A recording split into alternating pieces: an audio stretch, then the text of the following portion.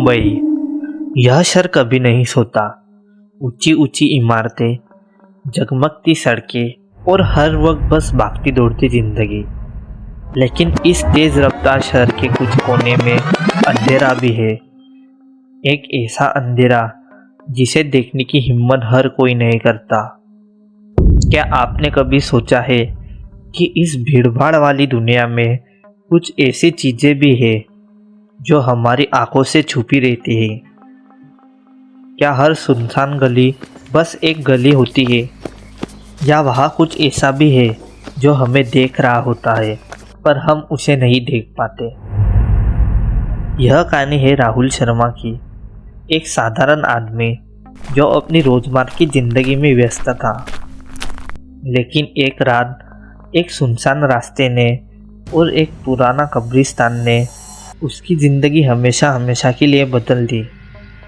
उस रात राहुल को ऐसा सच पता चला जिससे बचकर निकलना नामुमकिन था। वह सच जो कब्रों के नीचे दफन था और अब बाहर आने की कोशिश कर रहा था। क्या होगा जब जिंदा इंसान और मरे हुए साए आमने सामने होंगे? क्या हर आवाज़ जो हमें बुलाती है हमारी अपनी ही होती है, या फिर कोई और भी हमें देख रहा होता है? राहुल शर्मा एक 28 साल का मेहनती और ईमानदार आदमी था। वो सरकारी नौकरी में काम करता था। उसकी ज़िंदगी में सिर्फ दो चीज़ें थी, काम और संघर्ष। हर दिन ऑफिस जाना, देर रात तक घर आना, यही उसकी ज़िंदगी बन गई थी। लेकिन एक दिन राहुल अपने जॉब पे ओवरवर्क की वजह से देर रात तक वहाँ काम कर रहा था। तभी उसकी आंख लग गई और वो ऑफिस में ही टेबल पर सो गया। जैसे ही उसकी आंख खुली, घड़ी में रात के 12 बज गए थे। राहुल ने जल्दी से अपना सारा सामान समेटा और घर की ओर चल पड़ा। राहुल इतने रात को घर की ओर जा रहा था, तभी अचानक आसमान से बारिश गिरने लगी और उसने एक शॉर्टकट रास्ता लिया। वो सड़क पूरी वीरान थी। राहुल वह धीरे धीरे पैदल चलने लगा, लेकिन जैसे जैसे वे आगे बढ़ा उसे महसूस हुआ कि कोई उसे देख रहा है। बारिश की बूंदों के बीच उसने देखा रास्ते के किनारे एक पुराना कब्रिस्तान है। वह जैसे जैसे पास जाने लगा, कब्रिस्तान के गेट पर उसे एक आदमी खड़ा दिखाई दिया। वो सफ़ेद कपड़े पहने खड़ा था, चेहरा अजीब सा और बिल्कुल अजीब सा खड़ा था।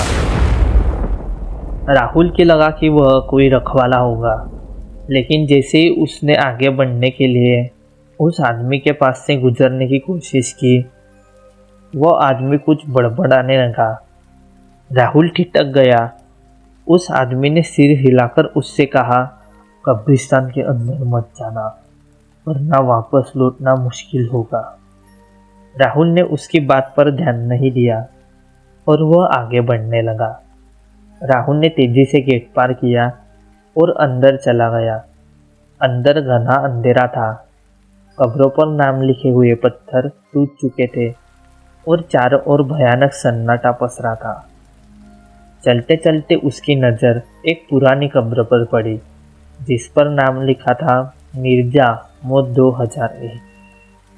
राहुल ने आगे बढ़ने की कोशिश की, लेकिन तभी कब्र के नीचे से किसी औरत की रोने की आवाज़ आने लगी। राहुल डर गया। उसने झुककर कब्र के नीचे देखा तो आवाज़ अब साफ सुनाई देने लगी थी, मुझे बाहर निकालो। राहुल का दिमाग अब सुन्न हो गया था।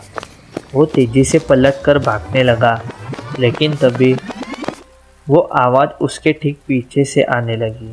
राहुल।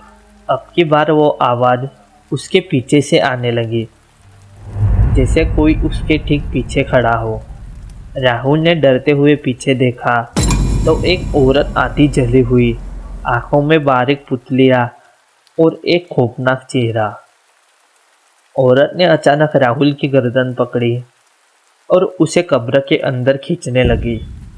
राहुल चीखते हुए खुद को छुड़ाने लगा। लेकिन उसकी चीख अब बाहर कोई नहीं सुन सकता था। राहुल की आंखें खुली तो वह एक खुद को बंद कब्र में पाया।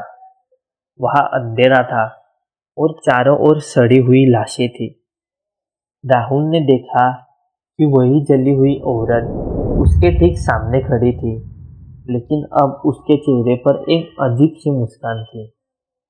आखिरकार राहुल का शरीर अचानक गायब हो गया और कब्रिस्तान के गेट पर खून से भरी हुई लाश मिली और कुछ लिखा हुआ।